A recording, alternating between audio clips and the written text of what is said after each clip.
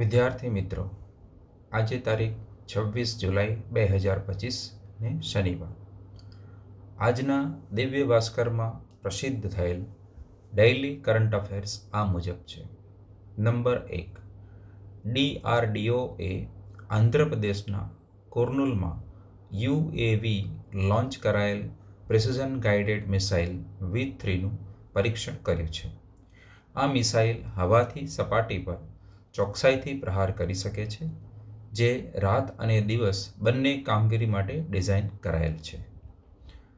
Number 2, ફ્રાન્સે પેલેસ્ટાઇનને સ્વતંત્ર રાષ્ટ્ર તરીકે માન્યતા આપવાની જાહેરાત કરી છે.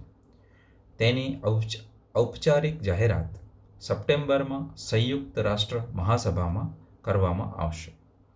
ફ્રાન્સ આવું કરનાર પ્રથમ G7 દેશ છે. નંબર 3, નરેન્દ્ર મોદી ભારતના સૌથી લાંબા સમય સુધી સેવા આપનાર વડાપ્રધાન બન્યા છે. તેમણે ઇન્દિરા ગાંધીનો 4077 દિવસનો રેકોર્ડ તોડ્યો છે. પંડિત નહેરુ સૌથી લાંબા સમય સુધી એટલે કે 6126 દિવસ સુધી પ્રધાનમંત્રી રહ્યા હતા. નંબર 4, WWE ના દિગ્ગજ હલ્ક હોગનનું 71 વર્ષની વયે ફ્લોરિડામાં અવસાન થયું છે.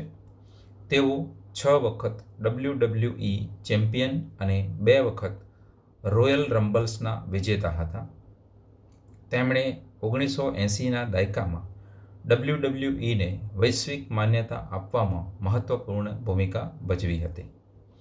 નંબર 5, ભારતે પેટ્રોલમાં 20% ઇથેનોલ મેળવવાનો લક્ષ્યાંક નિર્ધારિત સમય કરતાં 5 વર્ષ વહેલો હાંસલ કર્યો છે.